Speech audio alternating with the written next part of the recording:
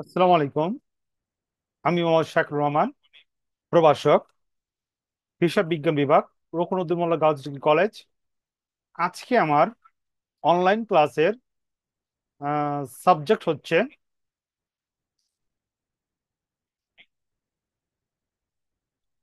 উচ্চ মাধ্যমিক হিসাব বিজ্ঞান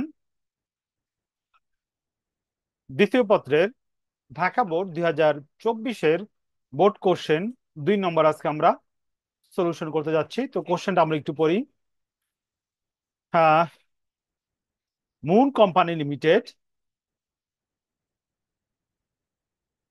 অনুমোদিত মূলধন 8 লাখ টাকা, যার প্রতিটি 10 টাকা মূল্যে 80,000 শেয়ারে বিভক্ত।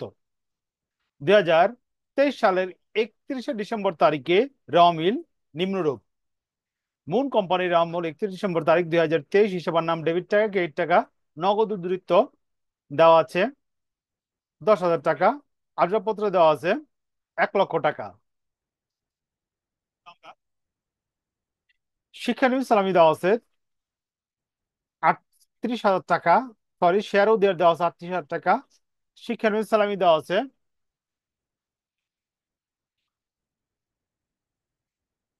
শিক্ষানবী সালামি দেওয়া আছে 10,000 টাকা। আয়কর দেওয়া আছে 20,000। আয়কর সঞ্চিতি দেওয়া আছে 15,000। ইজারা সম্পত্তি দেওয়া আছে 2 লাখ। মজুত পণ্য 1/1/2023 অর্থাৎ পারমিট মজুত পণ্য দেওয়া আছে 30,000। পণ্য ক্রয় দেওয়া আছে 1,20,000। বিক্রয় দেওয়া আছে 2,70,000। ক্রয় পরিবহন দেওয়া আছে 10,000। মজুরি দেওয়া আছে 15,000। বেতন দেওয়া আছে 25,000। প্রাপ্য হিসাব 65,000।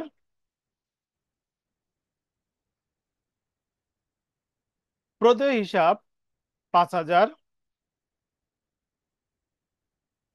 প্রদেয় বিল 4,000।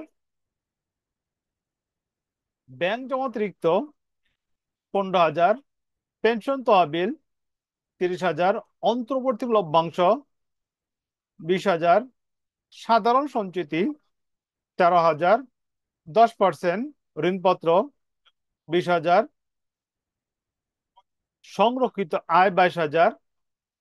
শেয়ার মূলধন, শেয়ারের সংখ্যা 20,000। শেয়ার মূলধন টাকায় প্রকাশ করলে 2 লাখ টাকা। টোটাল সম্পত্তি পাশের যোগফল দেওয়া আছে 6,15,000 এবং দায় পাশের যোগফল দেওয়া আছে 6,15,000। সমন্বয় কত বলা হয়েছে? সম্পূর্ণ উৎপন্ন বাজার মূল্য দেওয়া আছে 30,000। ক্রয় মূল্য দেওয়া আছে 28,000। তো আমরা জানি হিসেব বিজ্ঞানের রক্ষণশীল নীতি অনুসারে সম্পরিমাণ পণ্যর ক্রয় মূল্য এবং বাজার মূল্যের মধ্যে যেটা কম সেটা ধরতে হবে। তার মানে আমার অঙ্কে আসবে কত? 28,000। ঋণের সুদ বকেয়া রয়েছে 10%। ঋণ দেওয়া আছে কত এখানে? 20,000 টাকা। 20,000 টাকার 10%, 20,000 টাকা 10% আসে 2,000 টাকা। 2,000 টাকা কি আছে? ঋণের সুদ কি আছে আমার? বকেয়া আছে। সাধারণ সঞ্চয়ী তহবিলে 10,000 টাকা স্থানান্তর করতে হবে। সাধারণ সঞ্চিতি তহবিল 10,000 টাকা স্থানান্তর করতে হবে। যদি সমন্বয় দেওয়া থাকে সাধারণ সঞ্চিতি, তখন সেটা লাভ লোকসান আবন্টন হিসাবের তখন সেটা লাভ লোকসান আবন্টন হিসাব থেকে বাদ যাব। এবং আর্থিক অবস্থা বিবরণীতে সম্পদ দায় পাশে সঞ্চিতি ও উদ্ধৃতির আন্ডারে যদি সাধারণ সঞ্চিতি থাকে, তো ওটার সাথে কি হবে? যোগ হইব। তো অঙ্কটাতে আমার সাধারণ সঞ্চিতি দেওয়া আছে। অঙ্কতে আমার সাধারণ সঞ্চিতি দেওয়া আছে 13,000 টাকা। 13,000 টাকার সাথে আর্থিক অবস্থা বিবরণীতে সাধারণ সঞ্চিতি কি হইব? 10,000 টাকা যোগ হইব। পেনশন তহবিলে 5,000 টাকা স্থানান্তরিত করো। যে কোনো তহবিল যদি সৃষ্টি করতে বলা হয়, যে কোনো তহবিল যদি সৃষ্টি করতে বলা হয়, তো ওই তহবিলের টাকা লাভ লোকসান আবন্টন হিসাব থেকে বাদ যাবে এবং আর্থিক অবস্থা বিবরণীতে ওই সম্পত্তির সাথে আর্থিক অবস্থা বিবরণীতে ওই তহবিলের সাথে কি করতে হবে? যোগ দিতে হবে। তো অঙ্কের মধ্যে আমার পেনশন তহবিল দেওয়া আছে এখানে 3,000 টাকা। 3,000 টাকার সাথে নতুন যে পেনশন তহবিল গঠন করতে বলছে 5,000 টাকা, এই দুইটা যোগ হইবে। যোগ হয়ে কি হবে? 8,000 টাকা কি করতে হবে? দেখাতে হবে আর্থিক অবস্থা বিবরণীতে অসমন্বিত খরচ সময়ের আন্ডারে। এবং 5 নাম্বার বলছে শেয়ার মূলধনের 10% হারে চূড়ান্ত লভ্যাংশ ঘোষণা করতে হবে। শেয়ার মূলধনের উপর লভ্যাংশ লাভ লোকসান আবন্টন হিসাব থেকে বাদ দিতে হইব, এবং আর্থিক অবস্থা বিবরণীতে আহ এবং আর্থিক অবস্থা বিবরণীতে দায় পাশে এবং আর্থিক অবস্থা বিবরণীতে দায় পাশে অসমন্বিত খরচ সময়ের আন্ডারে কি করতে হবে দেখাইতে হইব ঘোষণাকৃত লভ্যাংশ। তো এখানে আমরা দেখি শেয়ার মূলধন কত দেওয়া আছে। শেয়ার মূলধন দেওয়া আছে আমার কত, 2 লক্ষ টাকা। 2 লক্ষ টাকার উপরে যদি আমরা 10% কি করি লভ্যাংশ ধরি, তো আমার এখানে আসছে কত, 20,000 টাকা। এই 20,000 টাকা আমরা দেখাবো লাভ লোকসান আবন্টন হিসাবে বাদে, এবং আর্থিক অবস্থা বিবরণীতে দায় পাশে অসমন্বিত খরচ সময়ের আন্ডারে কি দেখামু ঘোষণাকৃত লভ্যাংশ কত দেখামু, এখানে আমরা 20,000 টাকা দেখামু। তো এই হলো আমার সমন্বয়গুলো আলোচনা করছি। এখন আমরা একটু অঙ্কের আইটেমগুলো একটু আলোচনা করি। কোন আইটেমটা কোথায় যাইব? উম, হ্যাঁ, নগদ নগদ উদ্ধৃতি চলে যাবে আর্থিক অবস্থা বিবরণীতে সম্পত্তি পাশে চলতি সম্পত্তির আন্ডারে। আসবাবপত্র চলে যাব আর্থিক অবস্থা বিবরণীতে স্থায়ী সম্পত্তির আন্ডারে। এবং শেয়ার ওদিয়ার চলে যাবে আর্থিক অবস্থা বিবরণীতে শেয়ার মালিকানা সত্ত্ব দায় পাশে সঞ্চিত উদ্ধৃতির আন্ডারে। শিক্ষানবিশ সালামী চলে যাব বিশদ আয় বিবরণীতে অপরিচালন আয়ের আন্ডারে। আয়কর চলে যাব আর্থিক অবস্থা বিবরণীর বাদে। আয়কর সন্ততি চলে যাব আর্থিক অবস্থা বিবরণীতে, সরি আয়কর, এখানে এই জিনিসটা একটু ক্লিয়ার করে আমি। যদি আয়কর রেওয়া মিলে দেওয়া থাকে, যদি আয়কর রেওয়া মিলে দেওয়া থাকে, ওই আয়কর চলে যাব আর্থিক অবস্থা বিলম্বিত লাভ লোকসান আবন্টন হিসাবে চলে যাব বাদে, এবং আয়কর সঞ্চিতি চলে যাব লাভ লোকসান আবন্টন হিসাবে যোগে। তো উপরের অংশটাকে আমরা যোগ বলুন, নিচের অংশটা কি বলুন, বাদ বলুন, ঠিক আছে। আবার আরেক ভাবে কি করা হয়, আয়কর সঞ্চিতিটা কি করে ট্রিটমেন্ট করা হয়, যদি আয়কর বড় থাকে এবং আয়কর সঞ্চিতি ছোট থাকে, তখন লাভ লোকসান আবন্টন হিসাবে বাদে দেখাইতে হবে।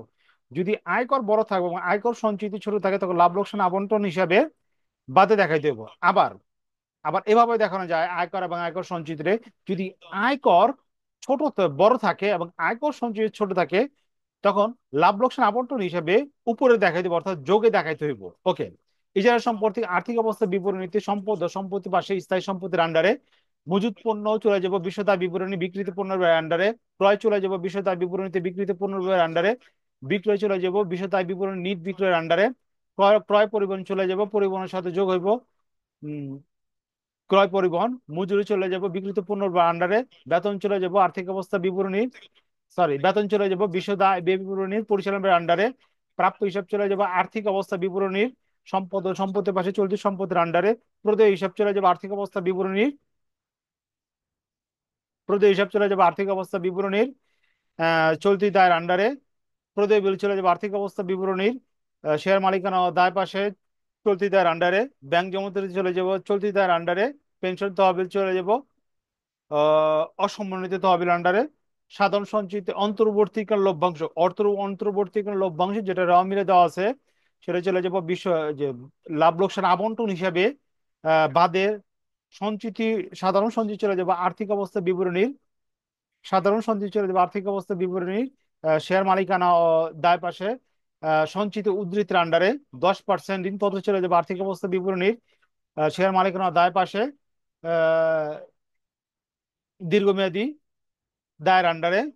সংরক্ষিত জের চলে যাব, যেটা নাকি র মিলে দেওয়া আছে, ওটা চলে যাবে আর্থিক অবস্থা বিবরণী না, লাভ লোকসান আবন্টন হিসাবের প্রথম আইটেম হইব গিয়া সংরক্ষিত জের আইটেম।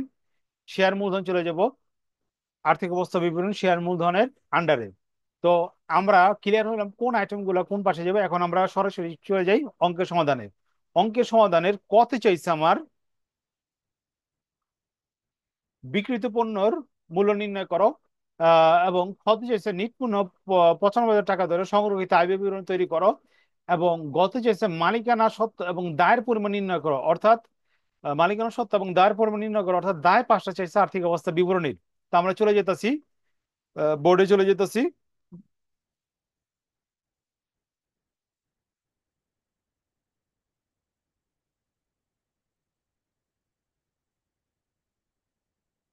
তো প্রথম আমরা ঘর করি, একটু লিখি Dhaka 2024।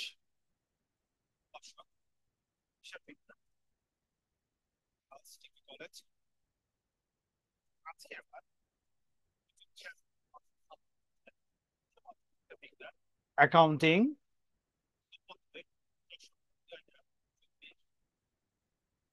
Second paper. Accounting second paper. Okay. প্রথমে আমার চাইছে এখানে বিক্রিত পণ্যের ব্যয় নির্ণয় করো। ক,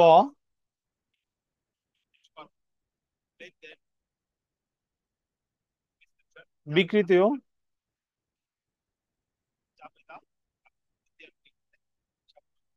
পণ্যর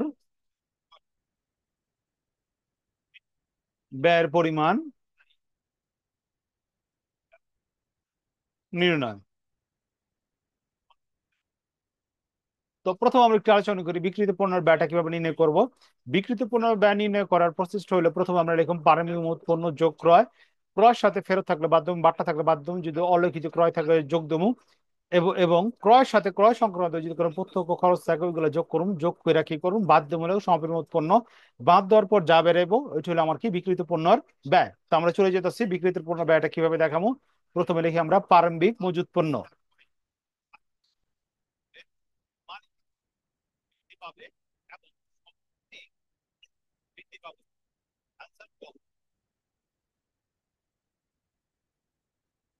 প্রারম্ভিক মজুত পণ্য দেওয়া আছে আমার অঙ্কের মধ্যে সরাসরি র মিলে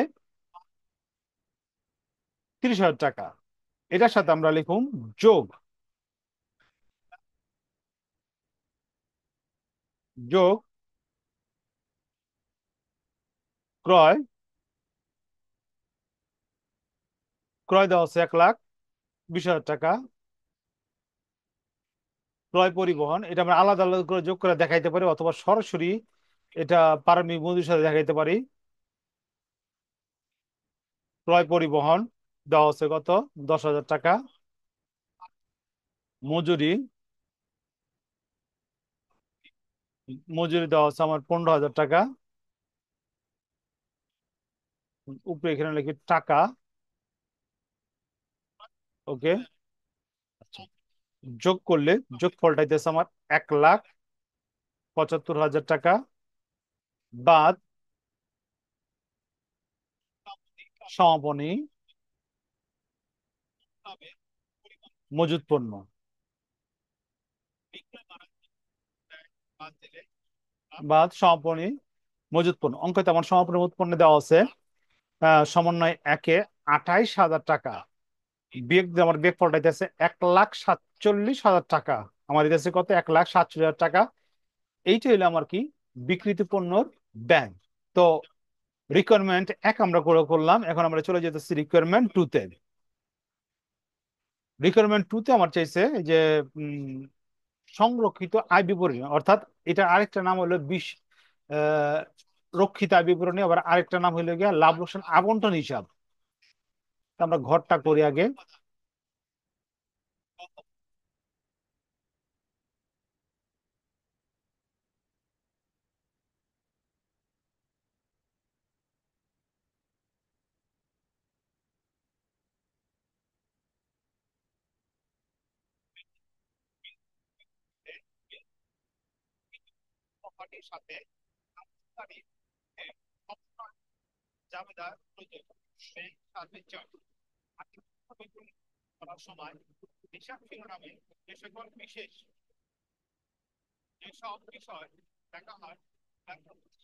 বিবরণ, টাকা, টাকা,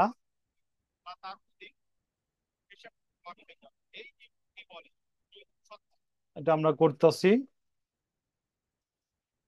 খ number requirement, Dhaka board 2024 accounting second paper. Okay. তো প্রথম আমরা প্রতিষ্ঠানের নাম লিখি, প্রতিষ্ঠানের নাম হইল moon company. Moon company, moon company limited. সংরক্ষিত সংরক্ষিত আয় বিবরণী। ওকে, এখানে আমরা ইয়াটা লিখুন, সালটা, অঙ্কটা দেওয়া আছে 2023 সালের, 23 সালের 31শে ডিসেম্বর তারিখের সমাপ্ত বছরের জন্য। ওকে, তো সংরক্ষিত আয় ব্যয় বিবরণীর তৈরি করার নিয়মটা হইল গিয়ে, প্রথমে যে রেওয়া মিলে যেই সংরক্ষিত আয় ব্যয় বিবরণীর যেই ব্যালেন্সটা দেওয়া ছিল, ওই ব্যালেন্সটা কি করতে হবে, আমার লিখতে হবে। তো আমরা প্রথমে লিখি সংরক্ষিত আয়ের সমাপ্তি প্রারম্ভিক জের।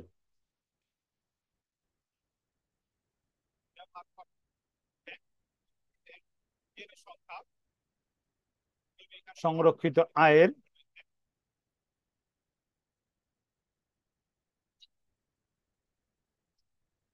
প্রারম্ভিক জের। সংরক্ষিত আয়ের প্রারম্ভিক জের দেওয়া আছে অঙ্কের মধ্যে, রেওয়া মিলের শেষের দিকে কত দেওয়া আছে, 22,000 টাকা। এটার সাথে আমরা যোগ করবো চলতি বছর মুনাফা। চলতি বছর মুনাফা 95,000 টাকা ধরতে বলা হয়েছে করণীয় খতে। তো আমরা লিখি চলতি বছরের নিট মুনাফা,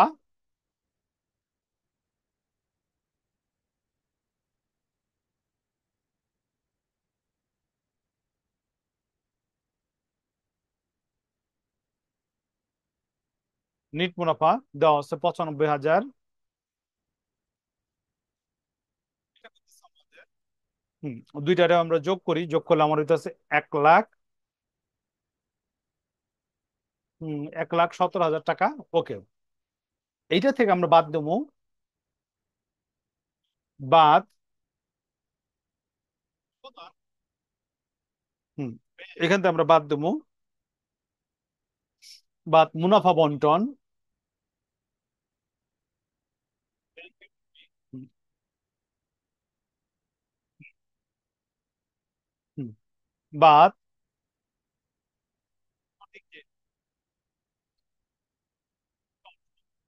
বাদ মুনাফা বন্টন ও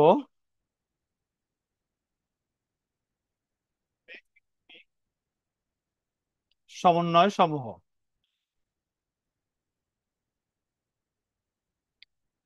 মূলত পক্ষে সংরক্ষিত আয় ব্যয় বিবরণী তৈরি করা হয় কোম্পানির যে লাভটা আছে, লাভটা কিভাবে ডিস্ট্রিবিউশন করা হবে, ওই প্রসেসটাই মূলত পক্ষে সংরক্ষিত আয় ব্যয় বিবরণীতে প্রদর্শন করা হয়।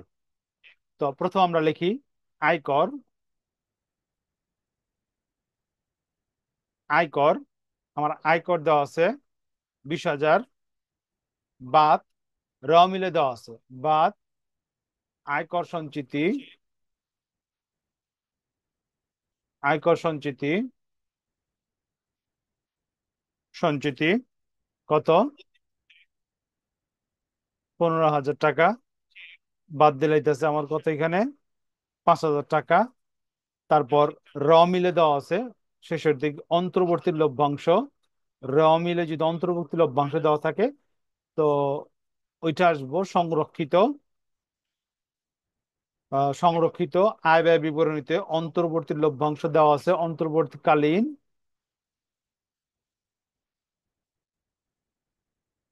লভ্যাংশ দেওয়া আছে কত, 20,000 টাকা সরাসরি র মিলে দেওয়া আছে। এবং সমন্বয়ের একটা আইটেম হলো গিয়ে সাধারণ সঞ্চিতি। সাধারণ সঞ্চিতি যদি সাধারণ সঞ্চিতি যদি সমন্বয় থাকে, তো এটা লাভ সংরক্ষিত আয় ব্যয় বিবরণী অথবা লাভ লোকসান আবন্টন হিসাবে কি হইব, বাদ হইব। ঠিক আছে, তো সাধারণ সঞ্চিতি রা মিলে না, সমন্বয়ে দেওয়া আছে আমার কত, 10,000 টাকা। এবং পেনশন তহবিল, যে কোনো তহবিল গঠন করতে যদি বলা হয়, কল্যাণ তহবিল, পেনশন তহবিল, অন্যান্য যে কোনো তহবিল যদি গঠন করতে বলা হয়, এটা সংরক্ষিত আয় ব্যয় বিবরণীতে কি হবে, বাদ যাবে। এবং আর্থিক অবস্থা বিবরণীতে অসমন্বিত সম্পত্তি পাশে আর্থিক অবস্থা বিবরণীতে দায় পাশে দেখাইতে হইব, ওই তহবিলের সাথে যোগ করতে হইব, অথবা এইটাই কি করতে হবে এখানে তহবিল হিসেবে হিসাবে কি করতে হইব, দেখাইতে হইব, প্রদর্শন করতে হইব। তো লিখলাম আমরা সাধারণ সঞ্চিতি। তারপর লিখলাম পেনশন, এটা কি কোথায় দেওয়া আছে? এটা দেওয়া আছে সমন্বয় পেনশন, পেনশন তহবিল। হ্যাঁ, আমার পেনশন তহবিল দেওয়া আছে সমন্বয়তে 5,000 টাকা। কোশ্চেনটা শো করতে পারতেছি না, কারণ শো করলে লেখাগুলো চলে যাব, এই জন্য শো করতে পারতেছি না। আচ্ছা, তারপরে আছে ঘোষণাকৃত লভ্যাংশ, যেটা সমন্বয় শেষে বলা হয়েছে ঘোষণাকৃত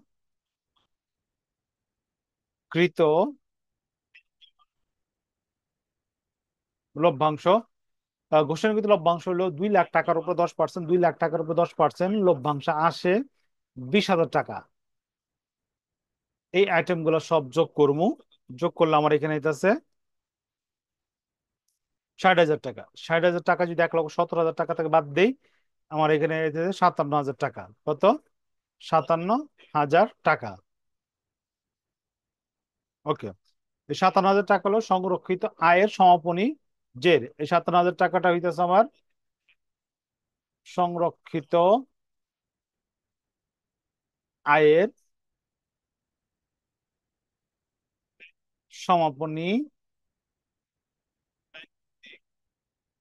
সমাপনী জের।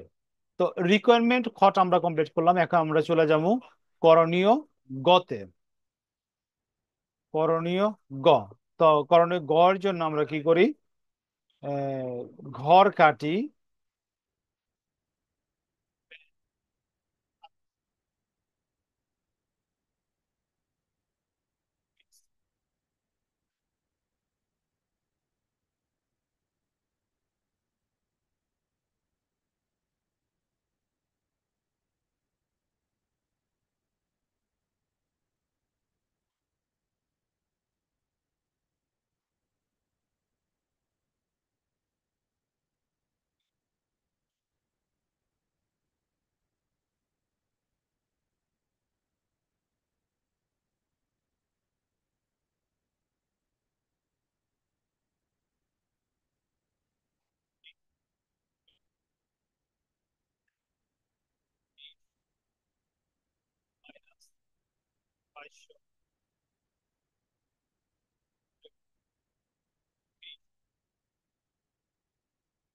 হুম, প্রথমে আবার আমরা লিখুন প্রতিষ্ঠানের নাম মুন কোম্পানি,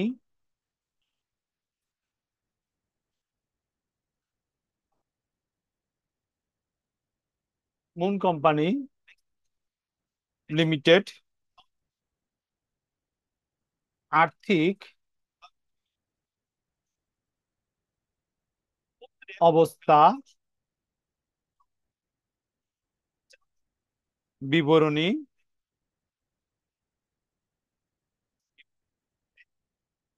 এটা হলো আংশিক করতেছে আমরা। ওকে, সালটা হলো 2023 সালের 31শে ডিসেম্বর তারিখের।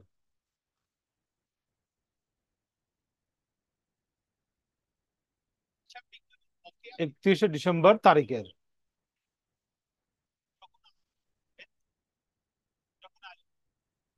বিবরণ, টাকা, টাকা,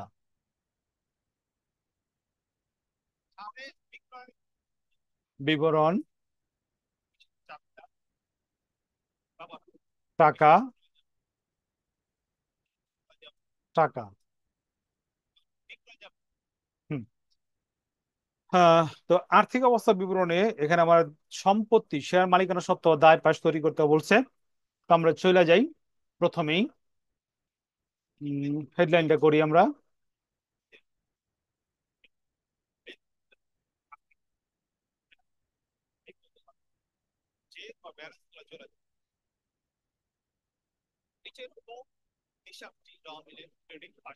শেয়ার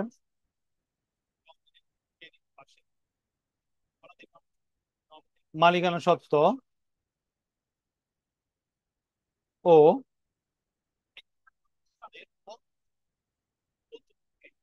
দায়সমূহ।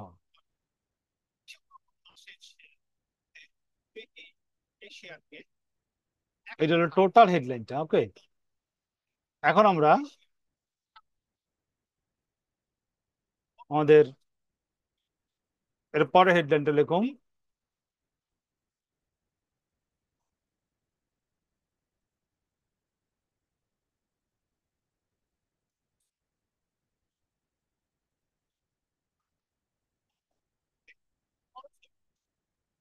শেয়ার মালিকানা সত্ত্ব। ওকে, শেয়ার মালিকানা সত্ত্ব। তো শেয়ার মালিকানা সত্ত্বের প্রথম আইটেম হইল আমার অনুমোদিত মূলধন।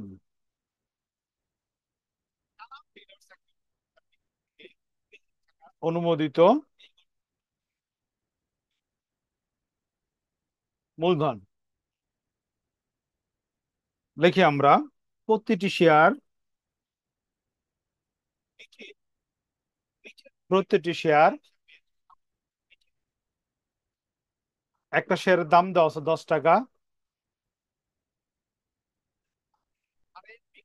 10 টাকা ধরে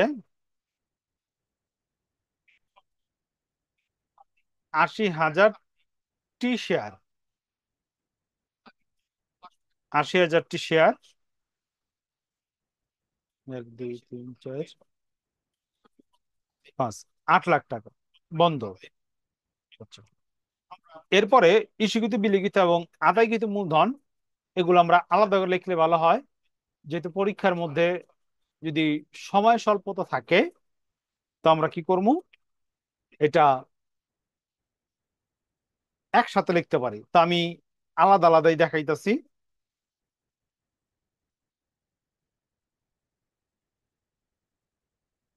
ইস্যুকৃত মূলধন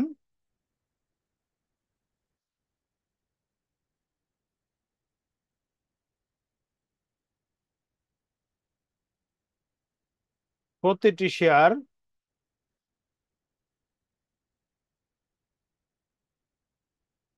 10 টাকা দরে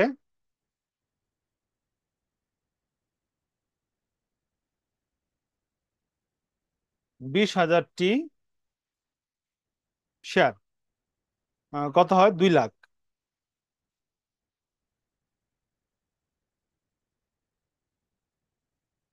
ওকে, এরপর হলো আমার বিলিখিত মূলধন।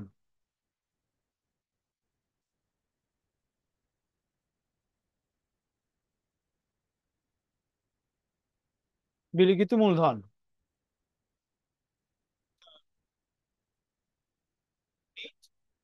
প্রতিটি শেয়ার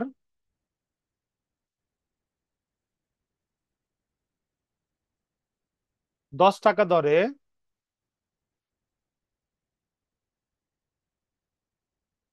20,000টি শেয়ার।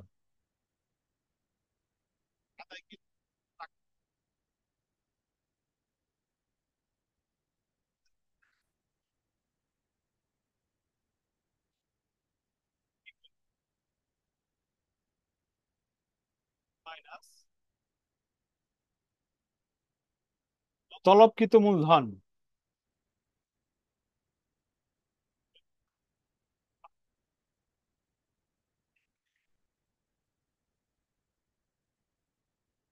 প্রতিটি শেয়ার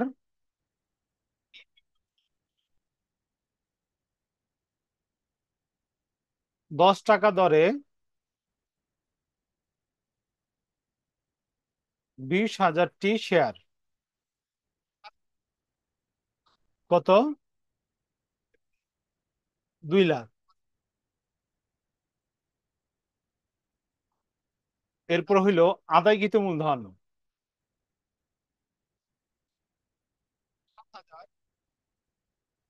আদায়কৃত মূলধন, আদায়কৃত মূলধন সমান সমান তলবকৃত মূলধন।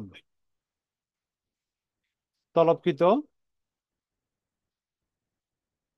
মূলধন যদি বকেয়া তলব থাকে তো আমরা কি করবো, আদায়কৃত মূলধন থেকে বকেয়া তলব বাদ দেবো। যেহেতু অঙ্কটাতে বকেয়া তলব নাই, সেহেতু আমরা কি করবো, এখানে সরাসরি কি করবো, টাকাটা দেখা দেবো 2 লাখ টাকা। ওকে, এই পার্ট গেল আমার শেয়ার মূলধনের অংশ। এরপরে হেডলাইন হইব আমার সঞ্চিতি ও উদ্ধৃত্ত। এরপর আমার হেডলাইন হইব সঞ্চিতি ও উদ্ধৃত্ত।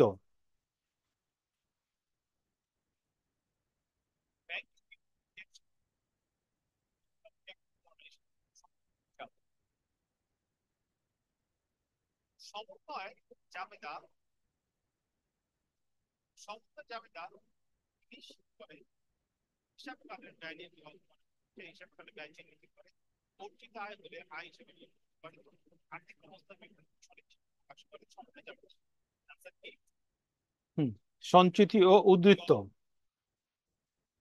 ওকে, সঞ্চিতি এবং উদ্ধৃত্তের প্রথম আইটেমটা হইল আমার শেয়ার অধিহার। শেয়ার অধিহার, হ্যাঁ, অঙ্কিত আমার রেওয়া মিলে শেয়ার অধিহার, হ্যাঁ, দেওয়া আছে আমার 38,000। 38,000। তারপর এখানে আইবো সংরক্ষিত আয়ের সমাপনীজের, এইটা আইটেমটা প্রথম লেখা দরকার ছিল। সংরক্ষিত আয়ের সমাপনী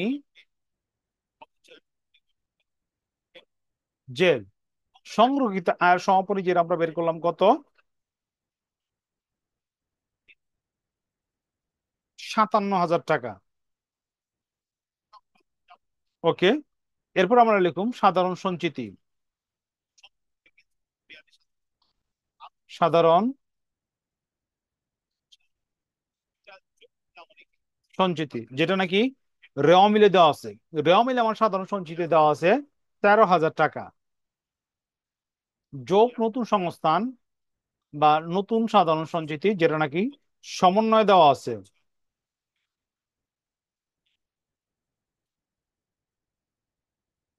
নতুন সংস্থান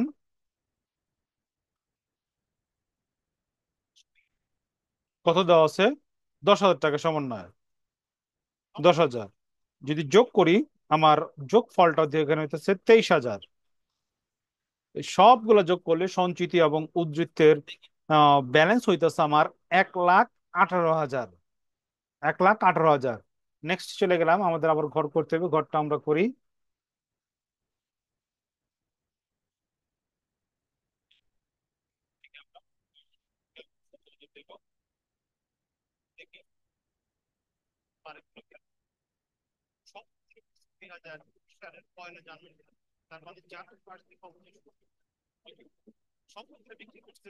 বিবরণ টাকা, টাকা। ওকে, হ্যাঁ, সঞ্চিত উদ্ধৃতের যে হেডলাইন ছিল ওই হেডলাইনের আন্ডারে সবগুলো আমরা লিখছি। এরপরের আমার হেডলাইন হইল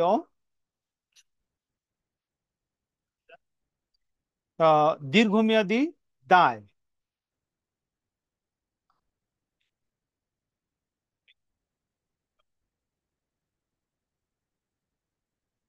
দীর্ঘমেয়াদী দায় সমূহ। দীর্ঘমেয়াদী দায়ের মধ্যে আমার একটা আইটেম আছে। আইটেমটা হইল আমার 10% ঋণপত্র। 10% ঋণপত্র, একটাই আইটেম আছে 10% ঋণপত্র।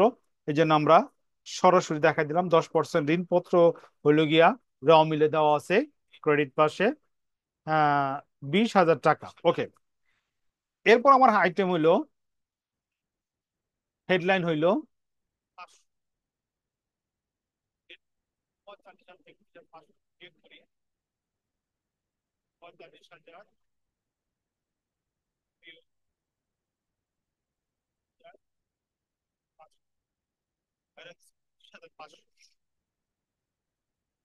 হুম, এরপর আমার হেডলাইন হলো এখানে চলতি দায়।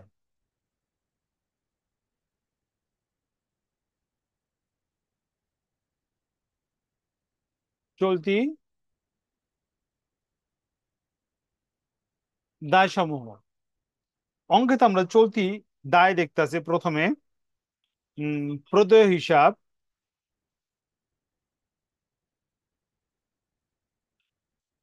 প্রদেয় হিসাব। আমার প্রদেয় হিসাব এখানে দেওয়া আছে 5,000 টাকা। 5,000 টাকা। প্রদেয় বিল, প্রদেয় বিল। আমার প্রদেয় বিল দেওয়া আছে 4,000 টাকা। এরপর আমার চলতি দায় দেওয়া আছে বকেয়া,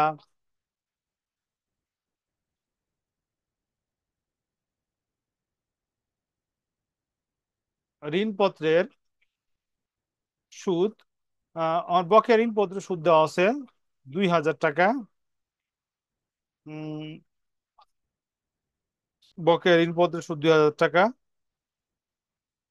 ব্যাংক জমাতিরিক্ত দেওয়া আছে।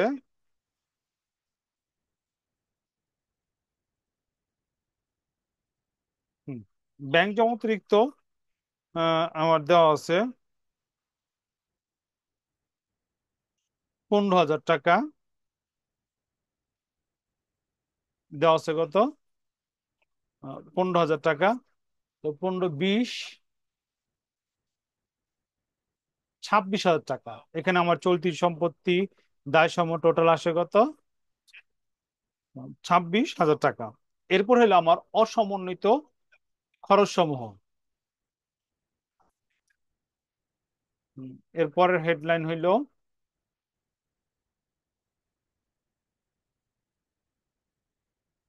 হুম, আমি একটু দেখালি, একটু এখানে একটু কনফিউজড আছি।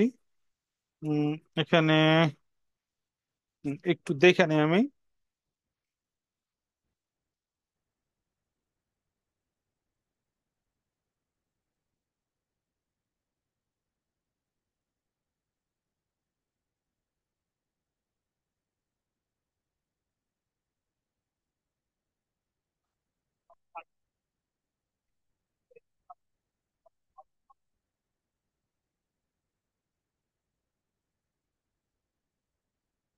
হুম, ভবিষ্যৎ ব্যবস্থা সমূহ, হেডলাইনটা হইব ভবিষ্যৎ ব্যবস্থা সমূহ।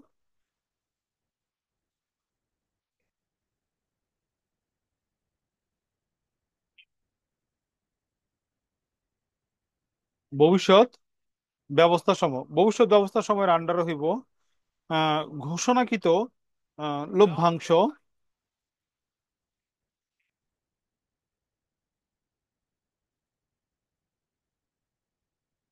লভ্যাংশ। ঘোষণাকৃত লভ্যাংশ দেওয়া আছে কত? 20,000 টাকা। আর আসবো হইল গিয়ে পেনশন তহবিল। পেনশন তহবিল, পেনশন তহবিল আমার র মিলে দেওয়া আছে 3,000 টাকা। যোগ নতুন স্থানান্তর, নতুন স্থানান্তর দেওয়া আছে আমার এখানে 5,000 টাকা। যোগ করলে আমার এখানে হইতেছে 8,000 টাকা। 8,000 টাকা যোগ করলে এখানে আমার হইতেছে কত? 28,000 টাকা। কত? 28,000 টাকা। ওকে। তো এখন সবগুলো আইটেম যদি আমি যোগ করি, যোগ করলে আমার এখানে হইতেছে 3,92,000 টাকা। 3,92,000 টাকা হইতেছে আমার আহ শেয়ার মালিকানা সত্ত্ব ও দায় সমূহের যোগফল, যেটা আমার করণীয় তিনে বলা হয়েছে, যেটা আমার করণীয় কত বলতে বলা হয়েছে? তিনে বলা হয়েছে। তো আমার আজকের ইউটিউব চ্যানেলের ক্লাস এখানে সমাপ্তি। পরবর্তী লেকচার দেখার জন্য আমন্ত্রণ রইল।